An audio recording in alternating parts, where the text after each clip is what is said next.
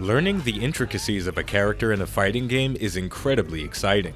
For Honor's Berserker has a low skill floor but an incredibly high skill ceiling that I've been enjoying trying to reach.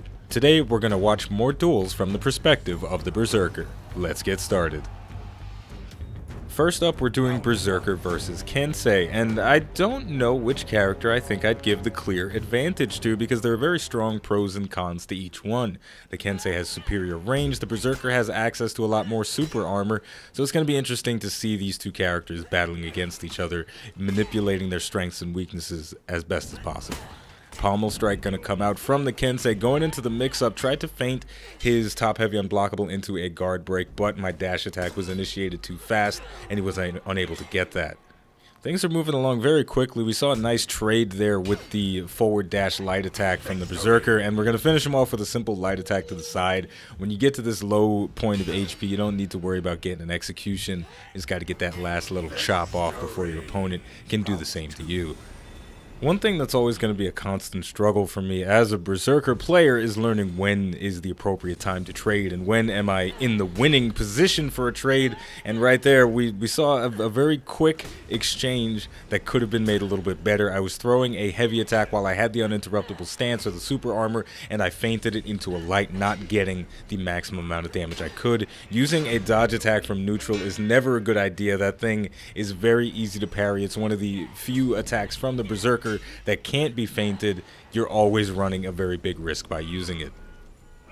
Kensei swinging for the fences, not going to use the dodge attack. That would have been a clean punish, but we might have been afraid that a feint was coming out, so we're being a little bit apprehensive at the moment. The health bars are pretty even, but that could change at a moment's notice.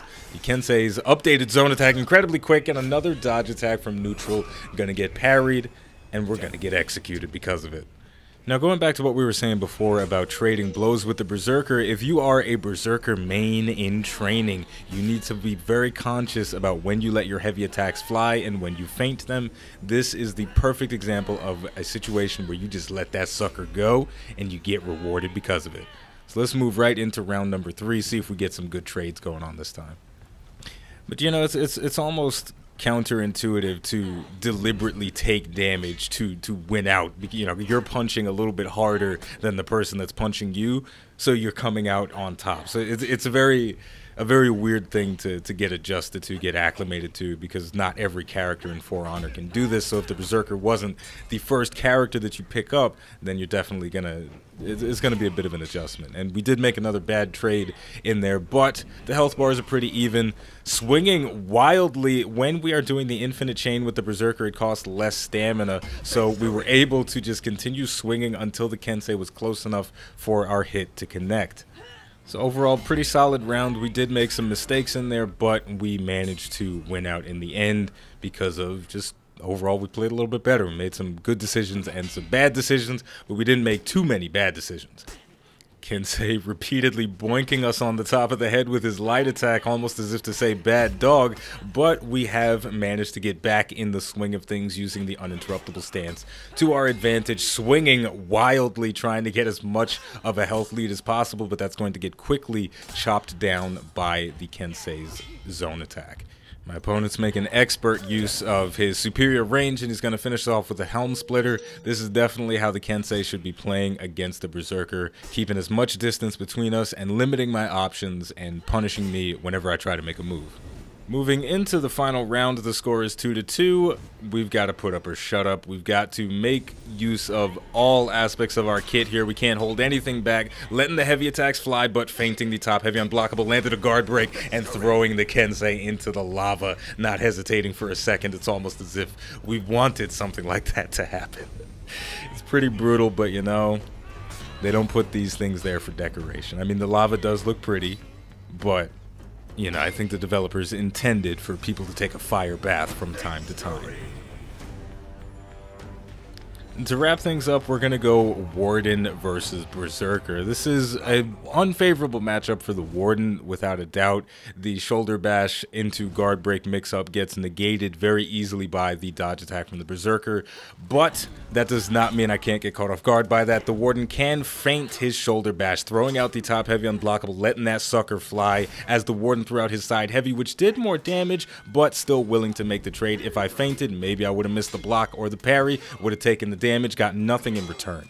Warden parrying our heavy attack, using the shoulder bash mix up into a guard break, but we're not going to use the dodge attack, no doubt trying to prevent ourselves from getting caught by the feinted shoulder bash.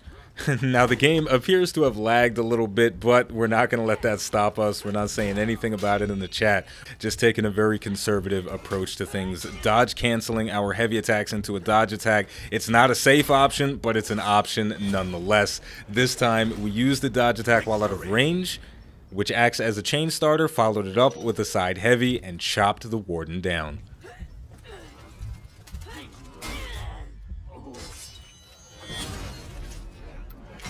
Moving into round number 2, there's not much to say about either player. There weren't too many holes in the gameplay overall. The Warden trying to crush and counter my forward dashing heavy attack, but I was out of range, and that seemed pretty deliberate there. That top heavy gonna seriously damage him up. He's in his last segment of health. He feinted a heavy attack, getting a guard break, trying to close the gap as much as possible, using the dodge cancel, but not gonna follow up with the dash attack. The timing on that top heavy a little bit wonky, and the crushing counter strike is going to fail. Interestingly enough, though, I think the Warden may have secured the kill if that crushing counter-strike was successful. He gets a guaranteed shoulder bash followed by the double side lights if the crushing counter connects. So I'm just going to count my blessings a little bit on that one. As we move into round number 3, we do have match point, but it looks like the lag is coming back. The Warden hitting us with a crushing counter-strike, and only Ubisoft knows what else.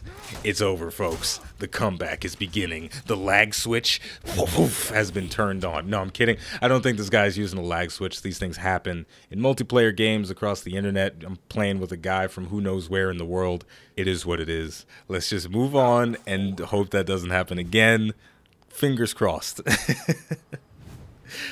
You got to be lighthearted about these kind of things. You know, it's just a game. Try and have as much fun as possible.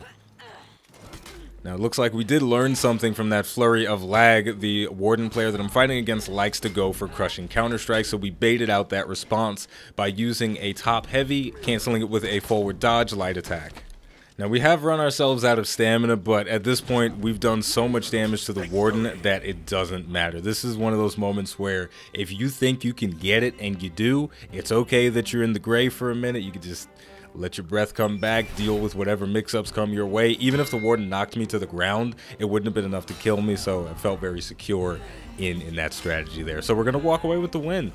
Overall, I think we did a pretty great job today of showing off the different capabilities of the Berserker. We swung for the fences, we traded blows like a champion, taking hits to the face and then dishing out an equal or greater amount of punishment. And then, of course, we went into that top heavy unblockable for the mix-ups that ensue afterwards. And last but certainly not least, we saw a very calculated, methodical approach to things, using distance and whiffed attacks to gain an advantage over the Warden after a little burst of lag put us at a disadvantage. So there you go, man. As always, the name of the game is For Honor. The name of the channel is iBluairJgR. If you enjoyed this video, of course, don't forget to like, subscribe, and leave a comment. Let me know how you feel about lag in video games. Does it get under your skin, or do you just accept it as a thing that happens? Or you could just say hello. That works too. Thank you for watching, and I'll see you next time.